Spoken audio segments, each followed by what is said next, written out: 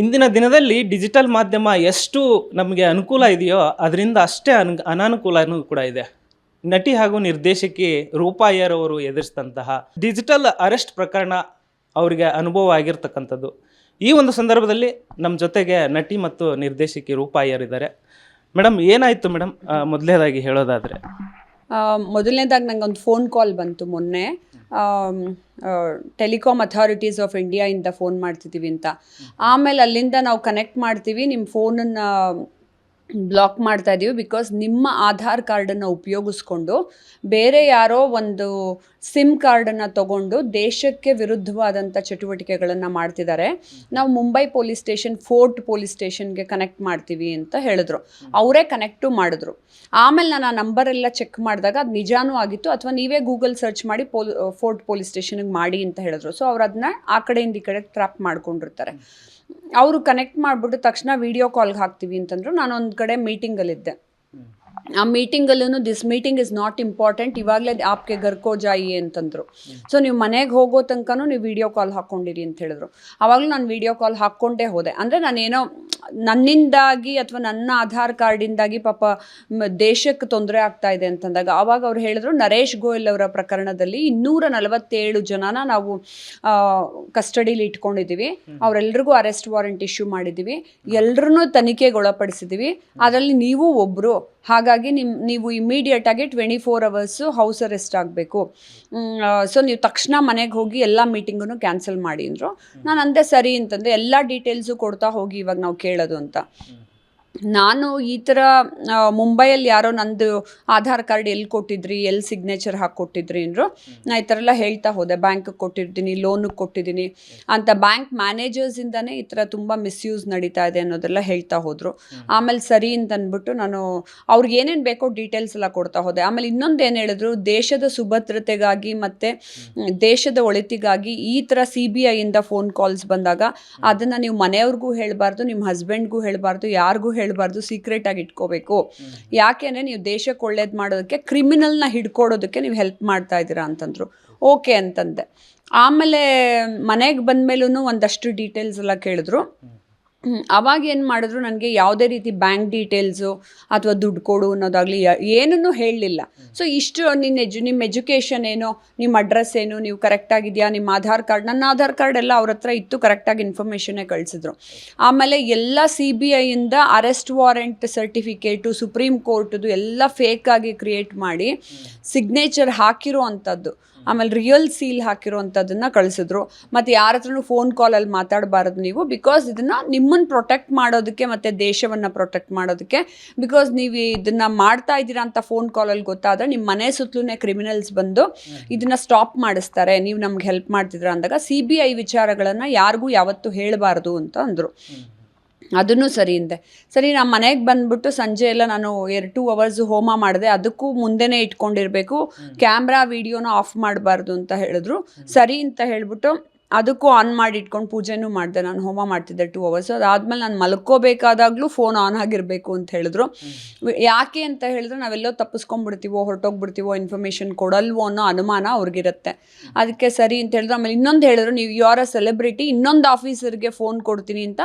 ಅವರು ಏನು ಗೊತ್ತಾ, ಮುಂಬೈ ಪೊಲೀಸ್ ಅವ್ರ ಥರನೇ ಯೂನಿಫಾರ್ಮ್ ಹಾಕ್ಕೊಂಡು ಕೂತ್ಕೊಂಡು ಬ್ಯಾಕ್ಗ್ರೌಂಡಲ್ಲೆಲ್ಲ ಸಿನಿಮಾ ಥರನೇ ಕ್ರಿಯೇಟ್ ಮಾಡಿ ಇಟ್ಕೊಂಡಿದ್ದಾರೆ.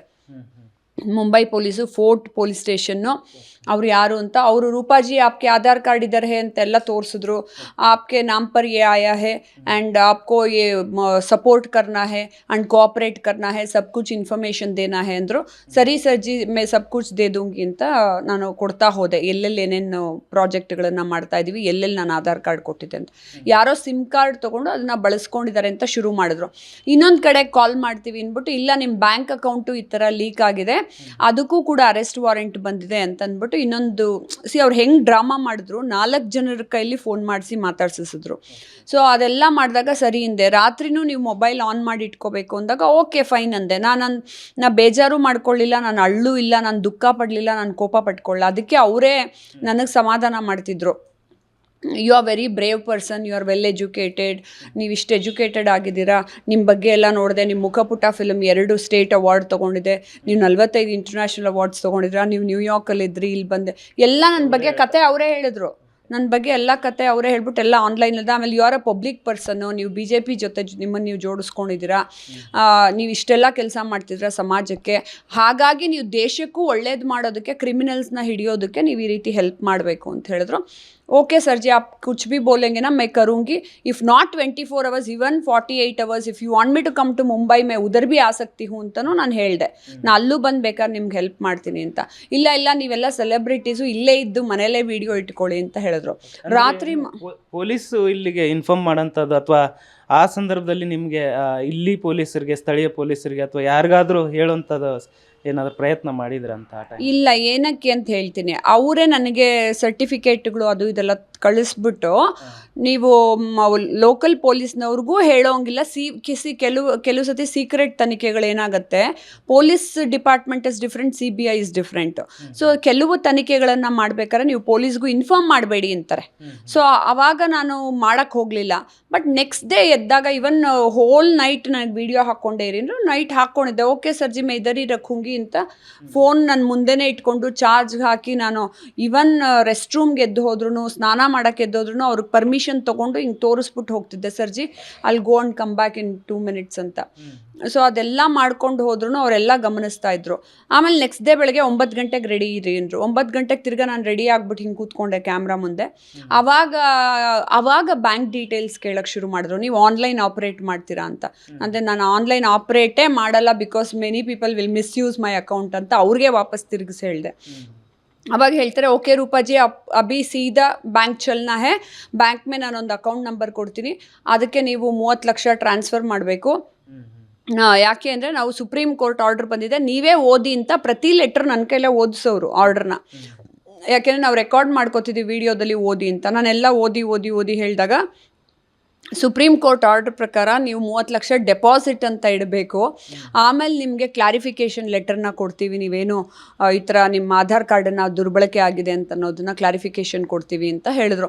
ಆವಾಗ ನನಗೆ ಟಕ್ ಅಂತ ಹೊಡಿತು. ನಾನು ನಗಕ್ಕೆ ಶುರು ಮಾಡಿಕೊಂಡೆ ಅವನ ಹತ್ರನೇ. ಸರ್ಜಿ ಕೌನ್ಸಾ ಅಕೌಂಟ್ ಮೇದೇನಾ ಹೇ, ಯಾಕೆ ಕೊಡಬೇಕು ಅಂತ ಕೇಳಿಸಿ. ಅಲ್ಲಿ ತನಕ ಅವ್ನು ಮೊದಲೇ ಹೇಳ್ಬಿಟ್ಟಿದ್ರೆ ನಂಗೆ ಗೊತ್ತಾಗ್ಬಿಡೋದು ಈ ಥರ ನನಗೆ ಈ ಥರ ಫೇಕ್ ಕಾಲ್ ಅಂತ. ಬಟ್ ಮೊದಲಿಂದ 4 ಜನ ಆಫೀಸರ್ಸ್ ಮಾತಾಡಿದ್ರು, ಮತ್ತು ಸರ್ಟಿಫಿಕೇಟ್ ರಿಯಲ್ ಆಗಿ ತೋರಿಸು, ಮತ್ತು ಇದು ದೇಶದ ಸುಭದ್ರತೆಗೆ ಮಾಡ್ತಿದ್ದೀವಿ ಅಂದರು. ಆಮೇಲೆ ನನ್ನ ಫೋನ್ ನಂಬರ್ಸು ಆನ್ಲೈನ್ ಹುಡುಕ್ದೆ. ಫೋರ್ಟ್ ಪೊಲೀಸ್ ಸ್ಟೇಷನ್ ಫೋನ್ ನಂಬರಿಂದನೇ ಮಾಡಿದ್ದಾರೆ. ನಾನು ಹಿಂಗೆ ಕೂತ್ಕೊಂಡು ಕೆಳಗಡೆ ಹಿಂಗೆ ಇನ್ನೊಂದು ಫೋನಲ್ಲಿ ಗೂಗಲ್ ಸರ್ಚ್ ಮಾಡಿಕೊಂಡೆ, ಅದೇ ನಂಬರ ಅಂತ ಚೆಕ್ ಮಾಡಿದೆ. ಮತ್ತು ನನಗೆ ಫಸ್ಟ್ ಟೆಲಿಫೋನ್ ಅಥಾರಿಟಿ ಆಫ್ ಇಂಡಿಯಾಯಿಂದ ಬಂತಲ್ಲ, ಅದೇ ನಂಬರ ಚೆಕ್, ಎಲ್ಲ ಅದೇ ನಂಬರು. ಹಂಗೆ ಕನೆಕ್ಟ್ ಮಾಡ್ಕೊಂಡಿರ್ತಾರಂತೆ ಅವ್ರ ಕಾಲ್ನ. ಆಮೇಲೆ ನನಗೆ ತಕ್ಷಣ ದುಡ್ಡು ಅಂದ ತಕ್ಷಣನೇ ನನಗೆ ಏನಾಯಿತು, ಸರ್ಜಿ 2 ಮಿನಿಟ್ನ ಅಭಿ 9:30, ಇವಾಗ ಬ್ಯಾಂಕ್ ಓಪನ್ ಇರಲ್ಲ, 10 ನಿಮಿಷ ಇರಿ ಅಂದ್ಬಿಟ್ಟು ನಾನು ಏನು ಮಾಡಿದೆ, ನನ್ನ ಹತ್ರ ಇನ್ನೊಂದು ಫೋನ್ ಇದೆ ಅನ್ನೋದು ಅವ್ರಿಗೆ ಹೇಳಿರಲಿಲ್ಲ. ಇನ್ನೊಂದು ಫೋನಲ್ಲಿ ಹೋಗ್ಬಿಟ್ಟು ತಕ್ಷಣ ಒಬ್ಬರು ಆಫೀಸರ್ಗೆ ಫೋನ್ ಮಾಡಿದೆ. ಸರ್, ಈ ಸರ್ಟಿಫಿಕೇಟ್ಗಳು ಕಳಿಸ್ತಾ ಇದ್ದೀನಿ, is it true or fake ಅಂತ ಚೆಕ್ ಮಾಡಿಸಿ ಅಂತ. ಅವರು ಇಲ್ಲಿನ ಬ್ಯಾಂಗ್ಳೂರ್ CBI ಆಫೀಸರ್ಗೆ ಕಳಿಸಿದ್ರು, ಮತ್ತು ನಮ್ಮ ಅಡ್ವೊಕೇಟ್ಗೆ ಕಳಿಸಿದ್ರು. ಅವ್ರಿಗೆಲ್ಲ ಚೆಕ್ ಮಾಡಿ ಆ ಅಧಿಕಾರಿ ಪಾಪ ನನಗೆ 10 ನಿಮಿಷದಲ್ಲಿ ನನ್ನ ಕಷ್ಟಗಳು ಸಾಲ್ವ್ ಆಯಿತು.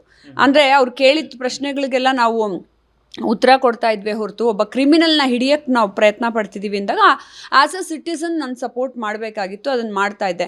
ಬಟ್ ಯಾವಾಗ ದುಡ್ಡು ಕೇಳಿದ್ನೋ ಆವಾಗ ನಂಗೆ ಗೊತ್ತಾಗೋಯ್ತು. ಅವ್ನು ಹಿಂದಿನ ದಿನನೇ ದುಡ್ಡು ಕೇಳಿದ್ರೆ ನಂಗೆ ಗೊತ್ತಾಗೋಗಿರ್ತಿತ್ತು ಇದು ಮೋಸ ಅಂತ. ಯಾಕೆ ಇವಾಗ ಸುಪ್ರೀಂ ಕೋರ್ಟ್ ಯಾಕೆ ನಮ್ಮ ಹತ್ರ ದುಡ್ಡು ಕೇಳ್ತಾರೆ, ಕೊಡಿ ದುಡ್ಡು ಅಂತ. ಅದರಲ್ಲಿ ನಾನು ಆ ವಿಚಾರದಲ್ಲಿ ಬಚಾವಾದೆ. ಅದೆಲ್ಲ ಗೊತ್ತಾದ್ಮೇಲೆ ನಾನು ಬಂದ್ಬಿಟ್ಟು I know who you are, this case will be handled by respected Annamalai ಸರ್ಜಿ ಅಂತ ಮೆಸೇಜ್ ಮಾಡಿದೆ. ಆವಾಗ ಅವ್ನು ಹಿ ಸ್ಟಾರ್ಟೆಡ್ ಮೋದಿಜಿನ ಬೈಯಕ್ಕೆ ಶುರು ಮಾಡ್ಕೊಂಡ.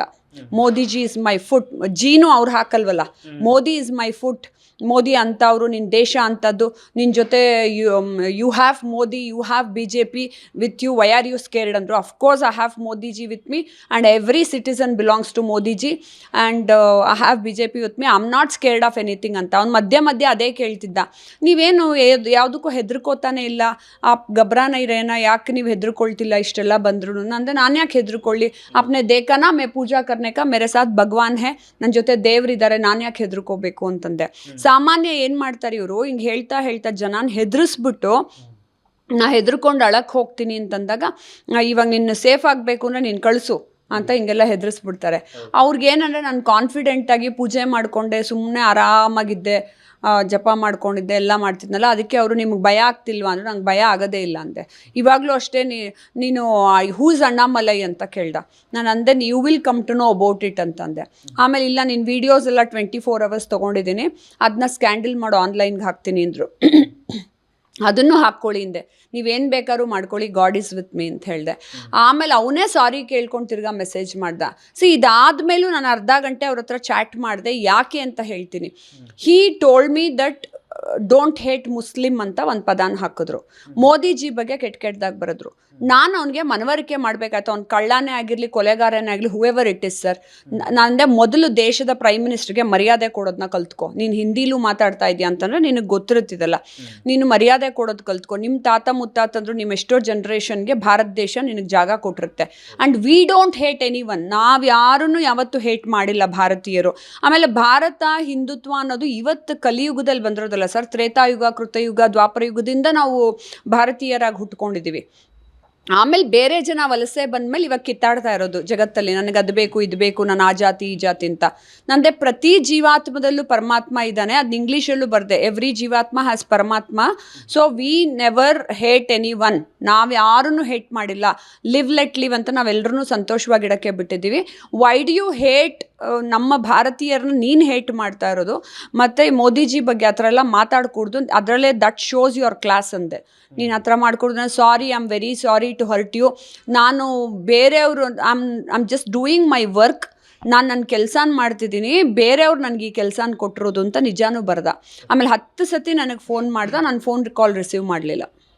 ಮೇಡಮ್, ಈಗ ಸೆಲೆಬ್ರಿಟಿಯಾಗಿ ನೀವು ಇಂಥದ್ದೊಂದು ಸಮಸ್ಯೆ, ಇದೊಂದು ಸಂಕಷ್ಟನ ಎದುರಿಸ್ಬೇಕಾದಂಥ ಪರಿಸ್ಥಿತಿ, ಜನಸಾಮಾನ್ಯರಿಗೆ ಇದೊಂದು ಆದಾಗ ಅಥವಾ ಅದ್ರ ಬಗ್ಗೆ ಅವ್ರಿಗೆ ತಿಳುವಳಿಕೆ ಇಲ್ಲದೆ ಇದ್ದಾಗ ಅವರೆಲ್ಲ ಹೇಗೆ ಗಾಬರಿ ಆಗ್ಬೋದು? ಈ ಪ್ರಕರಣದ ಬಗ್ಗೆ ಅವರೆಲ್ಲ ಹೇಗೆ, ಅದ್ರ ಬಗ್ಗೆ ಹೇಳೋದಾದರೆ ಅವ್ರಿಗೆ ಈ ಮೂಲಕ ಯಾವ ಒಂದು ಅರಿವು ಮೂಡ್ಸೋಕ್ಕೆ ಇಷ್ಟಪಡ್ತೀನಿ ಸರ್. ಇದೇ ಕಾರಣಕ್ಕಾಗಿ ನಾನು ಪಬ್ಲಿಕ್ಗೆ ಬಂದು ಈ ವಿಚಾರನ ಹೇಳ್ತಾ ಇರೋದು. ಬಿಕಾಸ್ ಅವರೇ ಹೇಳ್ದಾಗೆ ನಾನು ಎಜುಕೇಟೆಡ್ ಆಗಿ, ಡಬಲ್ ಮಾಸ್ಟರ್ ಡಿಗ್ರಿ ಹೋಲ್ಡರ್ ಆಗಿ, PhD ಓದ್ತಾ ಇದ್ಕೊಂಡು ಅಷ್ಟೆಲ್ಲ ಮಾಡಿಕೊಂಡು ನಾನು, ಅವ್ರಿಗೂ ಗೊತ್ತಿತ್ತು ನಾನು ಎಜುಕೇಟೆಡ್ ಅಂತ. ಆದರೆ ಅವರು ದುಡ್ಡು ಕೇಳಿದಾಗ ನನಗೆ ಗೊತ್ತಾಯಿತು ಇದೆಲ್ಲ ಫೇಕ್ ಅಂತ.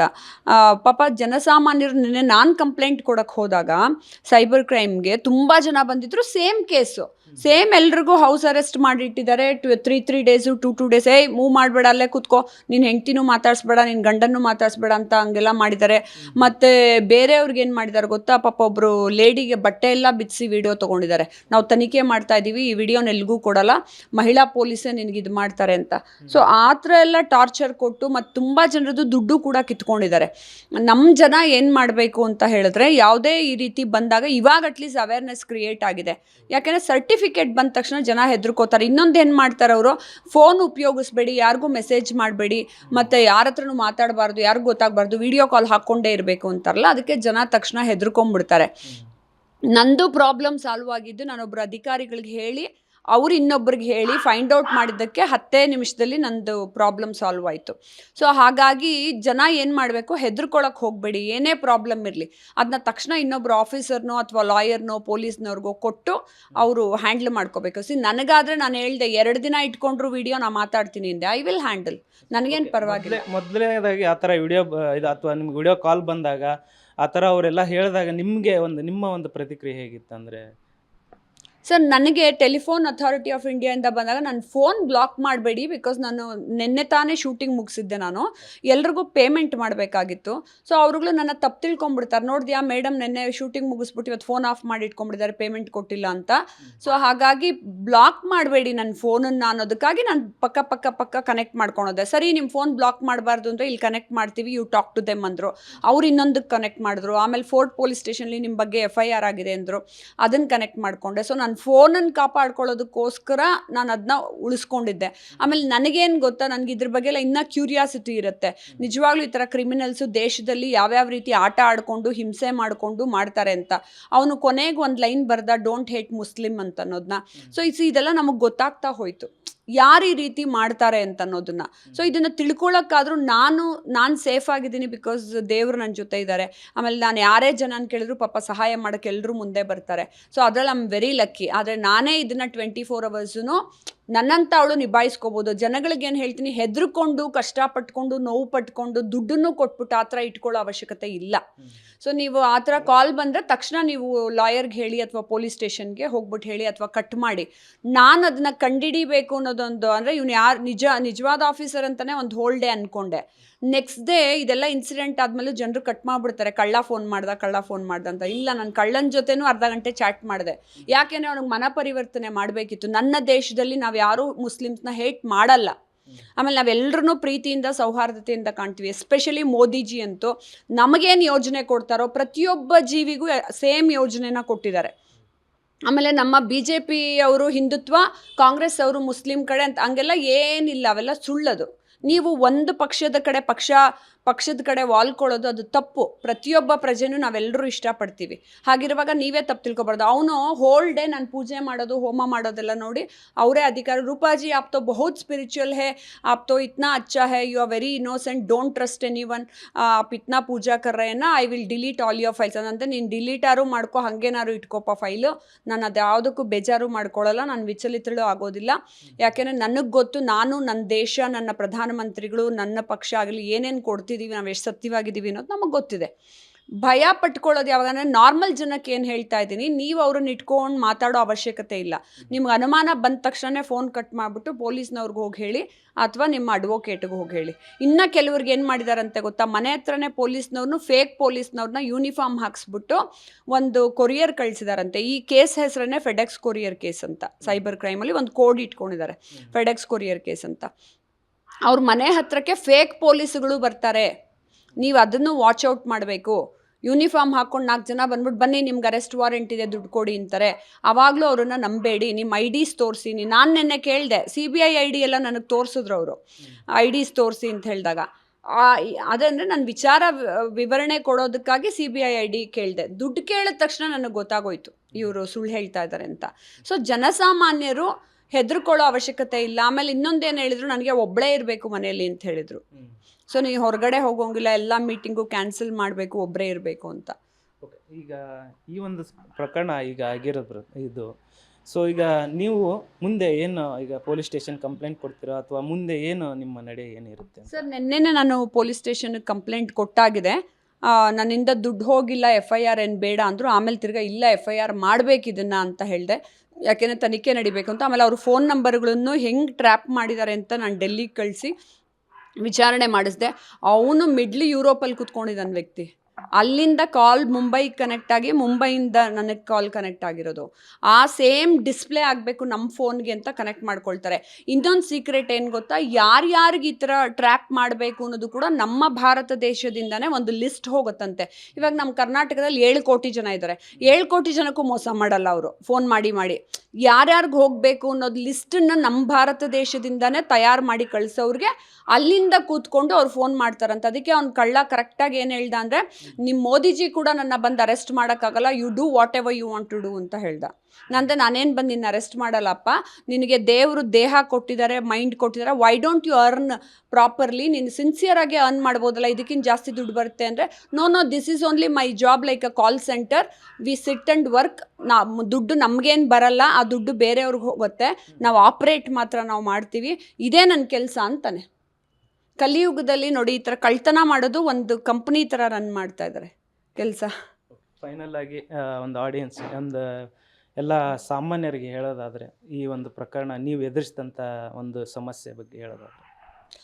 ಅಂದರೆ ನನಗೆ, ನಾನು ಪೇಷನ್ಸಿಂದ ಒಂದು 24 hours ಇಟ್ಕೊಂಡು ವಿಡಿಯೋ ಕಾಲ್ನ ಅದೆಲ್ಲ ಮಾತಾಡಿದೆ. ಆ್ಯಕ್ಚುಲಿ ನಮ್ಮ ಮನೇಲೂ ಬೈದರು, ನೀನು ಯಾಕೆ 24 hours ಇಟ್ಕೊಂಡೆ, ನಿಂಗೆ ಬುದ್ಧಿ ಇಲ್ವಾ, ಇದಿಲ್ವಾ ಅಂತ.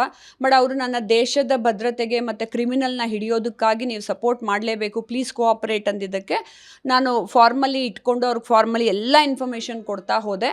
ಆದರೆ ಜನಸಾಮಾನ್ಯರಿಗೆ ನಾನು ಏನು ಹೇಳ್ತೀನಿ, ಕುಟುಂಬಸ್ಥರಿಗೆ ಪಾಪ ಭಯ ಪಟ್ಕೊಂಡ್ರವ್ರಿಗೆಲ್ಲ, ನೀವು ಆ ಥರ ಅನ್ನೆಸೆಸರಿ ದುಡ್ಡು ಕೊಡೋ ಅವಶ್ಯಕತೆ ಇಲ್ಲ. ಯಾರಿಗೂ ದುಡ್ಡು ಕೊಡಬೇಡಿ. OTP ಕಳಿಸಿದ್ದೀನಿ, ದುಡ್ಡು ಕೊಡಿ, ಅಥವಾ ನಿಮ್ಮ ಮನೆ ಹತ್ರ ಕೊರಿಯರ್ ಬಂದಿದೆ, ಪೊಲೀಸ್ನವ್ರು ಬರ್ತಾರೆ, ಅರೆಸ್ಟ್ ಮಾಡ್ತಾರೆ ಅನ್ನೋದಕ್ಕೆಲ್ಲ ಯಾವುದಕ್ಕೂ ಹೆದರ್ಕೋಬೇಡಿ. ಏನು ಬೇಕಾದ್ರೂ ಆಗಲಿ ನಾನು ನೋಡ್ಕೋತೀನಿ ಅಂತ ಹೋಗ್ಬಿಟ್ಟು ಪೊಲೀಸ್ ಸ್ಟೇಷನ್ಗೆ ಕಂಪ್ಲೇಂಟ್ ಕೊಡಿ. ಇಲ್ದರೆ ಫಸ್ಟು ಮೊದಲು ನಿಮ್ಮ ಫೋನಲ್ಲಿ ಒಬ್ಬರು ಲಾಯರ್ ನಂಬರ್ನ ಇಟ್ಕೊಂಡು ಅವ್ರಿಗೆ ಕಳಿಸ್ಕೊಡಿ, ಅಥವಾ ಹೆಲ್ಪ್ಲೈನಿಗೆ ಫೋನ್ ಮಾಡಿ, ಅಥವಾ ಮಕ್ಳಿಗೆ ಹೇಳಿದ್ರು ಅಷ್ಟೇ. ನಾನೇನು ಮಾಡಿದೆ ಗೊತ್ತಾ, ಇನ್ನೊಂದು, ನಾನು ವೀಡಿಯೋ ಕಾಲಿಂಗ್ ಇಟ್ಕೊಂಡಿಲ್ಲ, ಕೆಳಗಡೆ ಪೆನ್ಸಿಲಲ್ಲಿ ಬರೀತಾ ಇದ್ದೆ ನಮ್ಮ ಅಮ್ಮಂಗೆ, ಅಂದರೆ ನನಗೆ CBI ಇಂದ ಫೋನ್ ಕಾಲ್ ಬಂದರೆ ಯಾರೂ ಡಿಸ್ಟರ್ಬ್ ಮಾಡಬೇಡಿ ಅಂತ. ಸೊ ನಿಮಗೆ ವಿಡಿಯೋ ಕಾಲಲ್ಲಿ ಅವ್ನು ಇದ್ರೂ ನೀವು ಕೆಳಗಡೆ ಒಂದು ಪೆನ್ನು ಪೇಪರ್ ತೊಗೊಂಡು ನೀವು ಓಡಾಡ್ಬೋದು. ಅವನು ಕಾಣಿಸ್ದೇ ಇದ್ದಂಗೆ ಕೆಳಗಡೆಯಿಂದ ಬರೆದ್ಬಿಟ್ಟು ನಿಮ್ಮ ಮನೆಯವ್ರಿಗೆ ಕೊಡ್ಬೋದು, ಇದನ್ನು ತನಿಖೆ ಮಾಡಿಸು ಅಥವಾ ಯಾರನ್ನಾರ ಇಮಿಡಿಯೇಟಾಗಿ ಪೊಲೀಸ್ನವ್ರನ್ನ ಕಳಿಸಿ ಅಂತ ಹೇಳ್ಬಿಟ್ಟು. ಆವಾಗ ಈ ಲೈವ್ ಕಾಲಲ್ಲಿರೋವಾಗಲೇ ಪೊಲೀಸ್ನವ್ರು ಬಂದು ಎನ್ಕ್ವೈರಿ ಮಾಡಬಹುದು, ಅದು ಸುಲಭ ಆಗುತ್ತೆ. ಅದು ವಿಡಿಯೋ ಕಾಲ್ ಬಂದಾಗ ಎಂಗೇಜ್ ಆಗಿಡೋಕ್ಕೆ ಏನೇನೆಲ್ಲ ಮಾಡ್ತಾರೆ, ಹೇಗೆಲ್ಲ? ಅವರು ನಮ್ಮನ್ನು ಮಾತಾಡಿಸ್ತಾನೆ ಇರ್ತಾರೆ ಸರ್. ಆಮೇಲೆ ಹೆದರ್ಕೋಬೇಡಿ ಅಂತ ಇನ್ನೊಂದು ಹೇಳ್ತಾರೆ. ಯಾಕೆ ಗೊತ್ತಾ, ಅವರು ಅರೆಸ್ಟ್ ಮಾಡ್ತೀವಿ ಅನ್ನೋದು ಹೆದರಿಕೆಗೆ ತುಂಬ ಜನ ಖಿನ್ನತೆಗೊಳಗಾಗಿ ಆತ್ಮಹತ್ಯೆನೂ ಮಾಡ್ಕೊಂಬಿಡ್ಬೋದು. ಒಂದು ನಿಮಿಷ ಪಕ್ಕಕ್ಕೆ ಹೋಗ್ಬಿಟ್ಟು ಆತ್ಮಹತ್ಯೆ ಮಾಡ್ಕೊಂಬಿಡ್ಬೋದು. ಸೊ ಅದಕ್ಕೆ ಅವ್ರು ಸಮಾಧಾನನೂ ಪಡಿಸ್ತಿದ್ರು. No we are just enquiring you, ನಿನಗೇನು ಆಗೋದಿಲ್ಲ, ಏನಂದ್ರೆ ನನಗೇನು ಆಗೋದಿಲ್ಲ ಅಂತ ನನಗೆ ಗೊತ್ತು ಸರ್, ನಾನು ಯಾವತ್ತು ಸಾಯಬೇಕೋ ಅವತ್ತೇ ಸಾಯೋದು, ಸುಮ್ಮನೆ ಸಾಯಲ್ಲ ಅಂತ.